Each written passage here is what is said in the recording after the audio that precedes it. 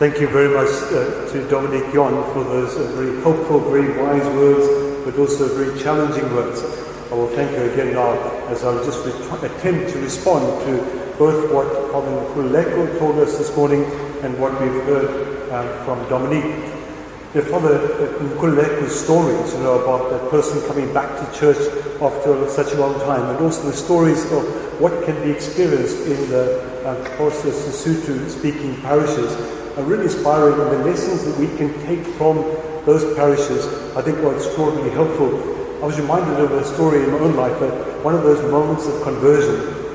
My life, certainly even as a priest, has been marked by some conversion moments. I think that's probably true for all of us. Many years ago, I was looking after the Hermanus parish, and that involved Hermanus, Hansby, Bedalsdorp, and a township just outside Hermanus called Zwelihle. I'm not sure if there's anyone from Zwelihle here, but I'm going to be forever grateful to the people of Zwelihle because of what they taught me on Easter Sunday many, many years ago. I had told the people in the parish that we should, through the course of Lent, pray for a special Easter grace. Not to just go through the motions and then just sort of tick off another Easter, but that our Easter, every time we celebrate it, should be transformative, it should be graceful, and it should be memorable, noteworthy. And I thought it would be a bit hypocritical of me to tell everybody else to do that if I wasn't doing it. What I didn't realize is that the grace that I received at Easter was through the people of Zwelihle. I remember the Easter Vigil at Hermanus that night.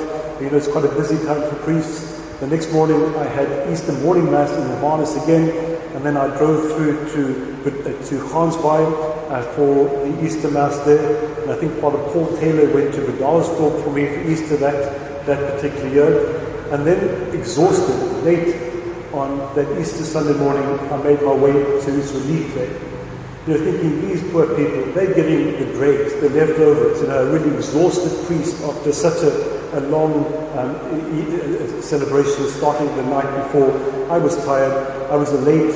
I thought I arrived there around 12:30. I think it was already a half an hour late, and I wondered what kind of reception I would get. But I was met at the car with such jubilation and such welcome. They had been at Zwelihle Church praying and singing and preparing the whole night in an all-night vigil. And when I arrived, as I said, they met me at the car expressing such gratitude and appreciation that I would come to celebrate Mass with them. And they escorted me to the church, and we began the liturgy, me trying to use as much also as possible. And I remember it got to the Gloria, and the whole congregation broke out into a choreographed dance of the Gloria as they sung in Sesotho. There were little children, there were old people, they were using bells, and they were using swimming pool pipes as trumpets. It was the most extraordinary moment I've ever experienced in my life. And it was really a moment of conversion, seeing the absolute joy on these people's faces and the way that they expressed it. And of course the Mass then was followed by a wonderful meal altogether. And it really touched my heart in a profound way, and certainly found energy to celebrate the Mass with them. It reminds me also of a story. I'm sure you've all heard of Bishop Robert Barron, but he told the story many years ago when he was still the rector of Mundelein Seminary.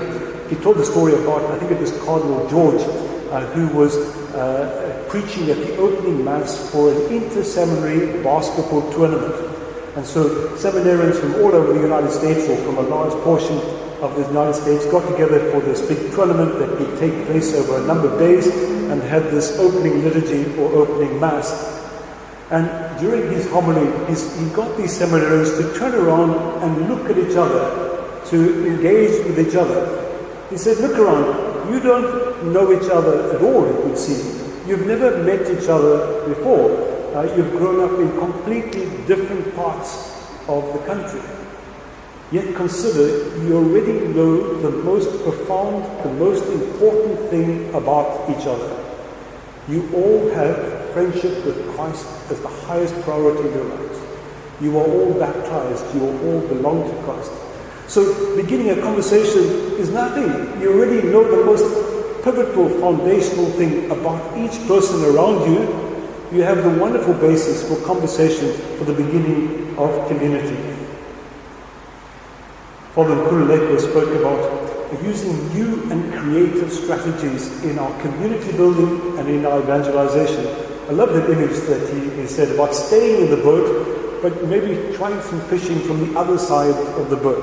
Maybe we just carry on doing the same thing. What's that definition of madness or insanity? To keep doing the same thing and expect different results.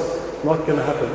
So perhaps we need to be creative. Perhaps we need to come up with new strategies to evangelize and to build community. We want to, as Catholics, to be outward looking. We want to have a missionary orientation. And we as parish leaders would probably be the first ones to admit that probably 90% of the people in our parishes don't have that perspective. And if they don't have that perspective, then it's incumbent on us to instill that perspective, to change, to help, to preach.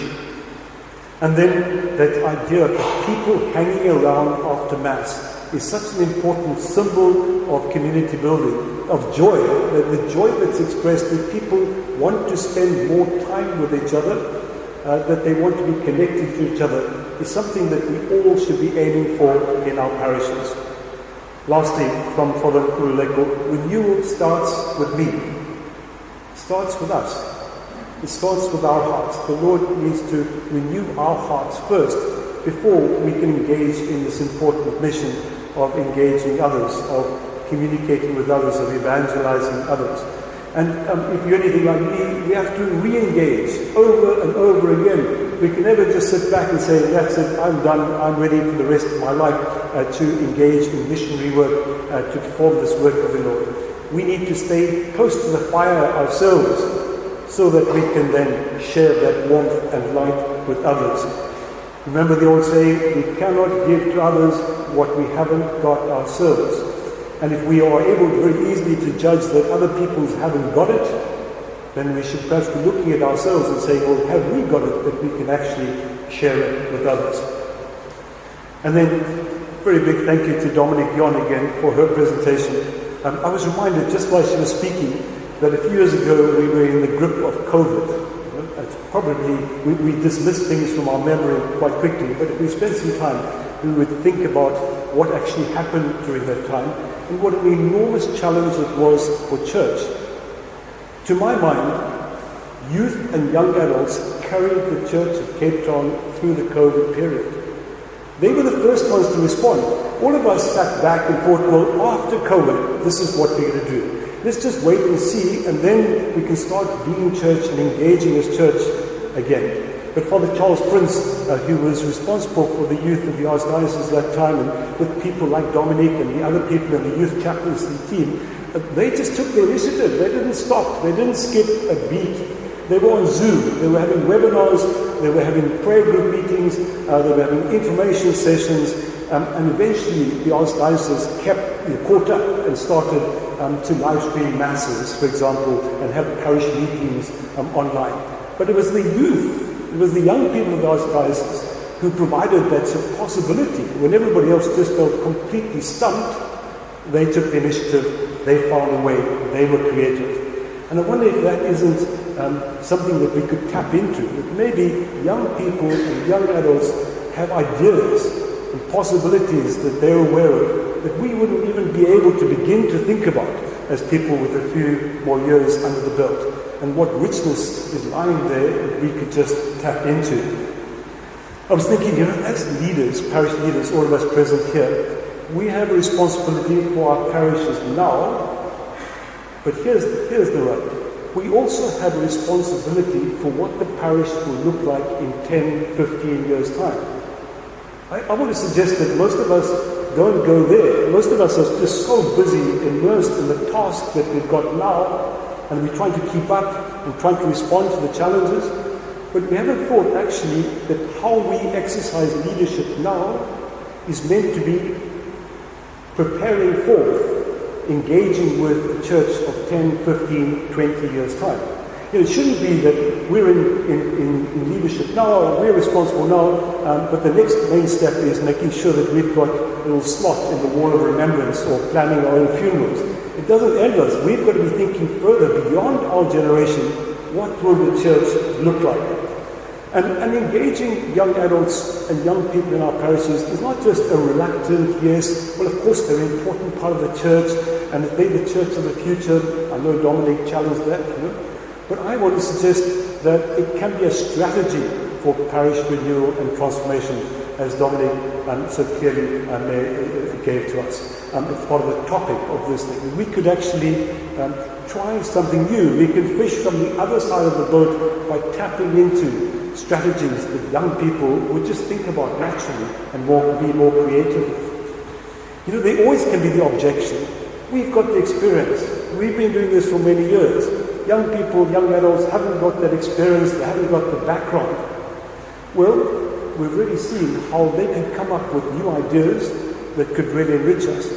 But I would say a similar thing to what Cardinal Arinzi said when he was asked about the laity. This objection was raised about involving the laity in the life of the parish and in pastoral ministry. The objection was, the laity just don't have the theological background to do this. Cardinal Arinzi's response, very simply, if they haven't got the theological background, give them it. Give it to them. Give them some theology. And we could employ the same thing when it comes to young people. Instead of just putting that up as an obstacle, as a barrier, we could mentor them. We could get alongside them. We could teach them what we know and what we've had know from experience, and we can tap into the energy and enthusiasm and creativity that they bring. So let's take the risk of involving and listening to young adults. Better still, let's mentor them. Let's build into our exercise of leadership the principle of succession. Succession for the next PPC that will take over at the end of this year, but also what the PPC will look like in 10, 15, 20 years. Dominic, thank you so much for your input. Thank you for being the face of the youth of the Archdiocese. We're proud of you and very grateful for the contribution you make. And a very big thank you to Father Nkululeko. I think he had another meeting in Langa, so he's probably had to go off. But we're so grateful for his input this morning.